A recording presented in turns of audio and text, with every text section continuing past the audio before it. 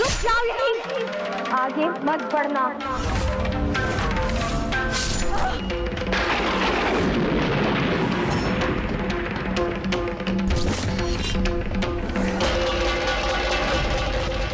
कौन हो तुम जिसने कैलाश में मेरी आज्ञा टालने का, अपनी मनमानी करने का दुस्साहस किया है?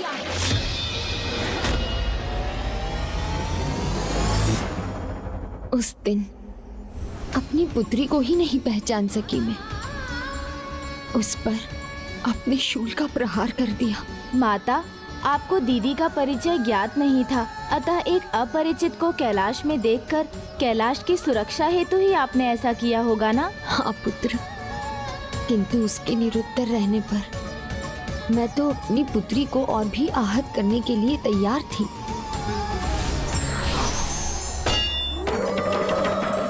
परिचय दो, अन्यथा मेरे क्रोध का सामना करो। बताओ मुझे, कौन हो तुम? हमारी पुत्री है ये।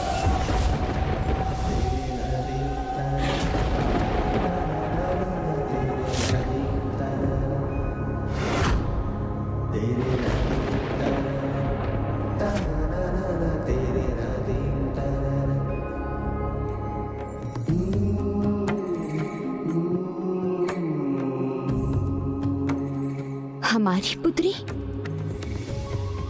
हाँ प्रिय, ये हमारी ही पुत्री है।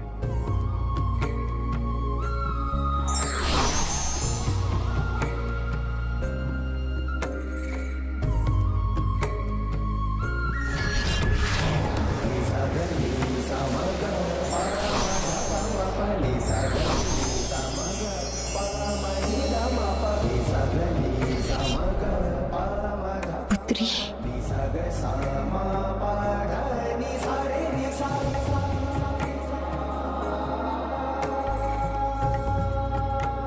पुत्री,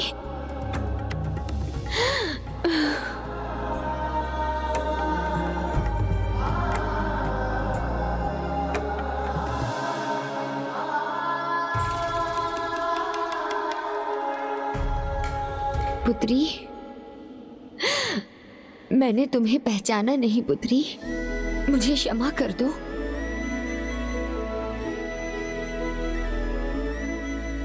नहीं माता, भूल आपसे नहीं हुई है, भूल तो मुझसे हुई है। आपने मुझे इतना रोका, मैं फिर भी नहीं रुकी। मुझे आपसे भेंट जो करनी थी माता। मेरी भूल को अपनी भूल बना लिया तुमने।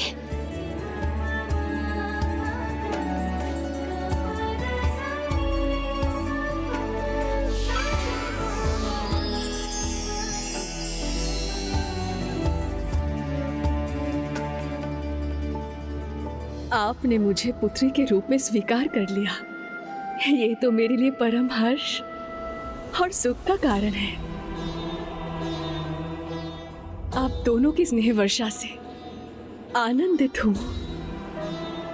आप दोनों की सेवा करूंगी और अपना जीवन धन्य करूंगी। ये मेरा अधिकार है माँ। आप मुझे अपनी सेवा करने से नहीं रोकेंगी। आज का ये दिन सबसे सुखद दिन है।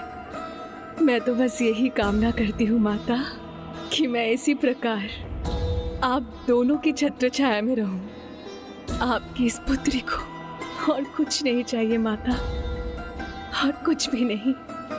पुत्री, अब तुम यहाँ पहुँच गई हो, अब तुम सदैव यहीं रहोगी। हमारे साथ। उस दिन से पुत्री मनसा हमारे साथ कैलाश में ही वास करने लगी। अपनी माता पिता की सेवा को ही उसने अपना धर्म मान लिया।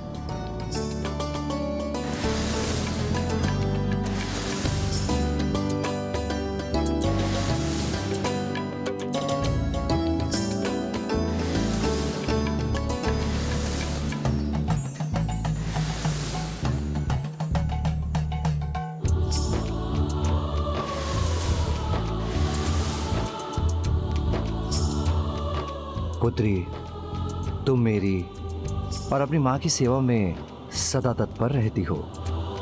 तुमसे एक भी दिन कोई भूल नहीं होती। क्यों भूलूंगी पिताश्री? आप दोनों की सेवा करके ही तो मुझे परम आनंद प्राप्त होता है, और मैं इसी प्रकार आप दोनों की सेवा करके अपना जीवन सुखमय बनाती रहूंगी।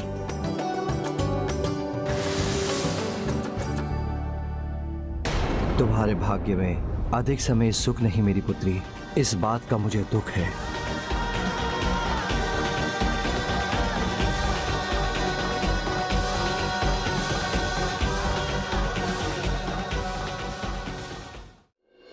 सदा हमारा ध्यान रखने वाली अपने माता पिता की सेवा में समर्पित थी, किंतु उसकी नियति तो कुछ और ही थी। क्या माता, ऐसा क्या करना था दीदी मनसा को? एक बार वो मेरे केश में तेल लगाने आई। माँ, मैं आपके केश में तेल लगाने आई हूँ। आज तुम अपनी माँ की सेवा नहीं, आज तुम्हारी माँ तुम्हारी सेवा करेगी। लाओ, माँ? इसे मुझे दो और तुम स्वयं आकर बैठो। आज मैं तुम्हारे केश में तेल लगाऊंगी।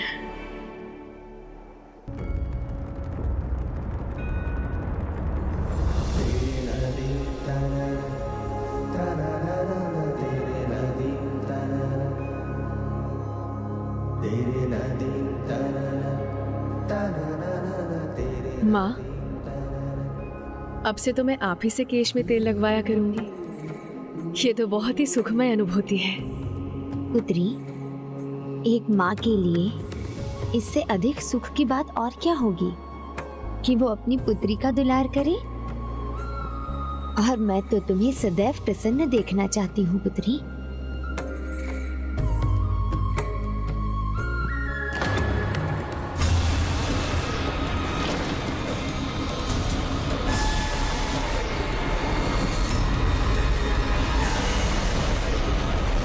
माता, ये क्या हो रहा है? फूल मुरझा क्यों रहे हैं?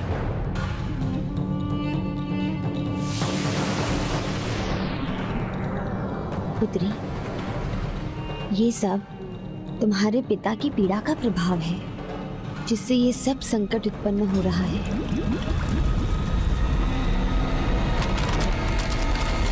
पुत्री, स्वामी ने समुद्र मंथन से उत्पन्न हुए हलाहल का पान इस संसार की रक्षा के लिए किया था। तभी से उनके कंठ में स्थित उस हलाहल के कारण उन्हें अत्यंत पीड़ा का अनुभव होता है।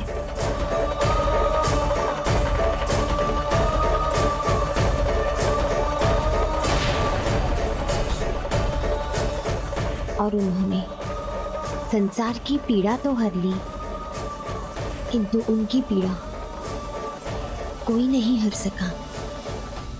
किंतु सत्य तो ये है दीदी, जो सभी की पीड़ा हरते हैं, आप उनकी पीड़ा हरेंगे।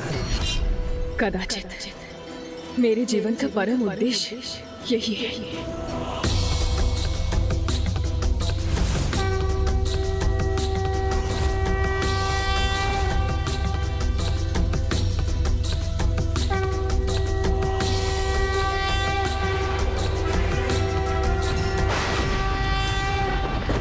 पुत्री, मनसा,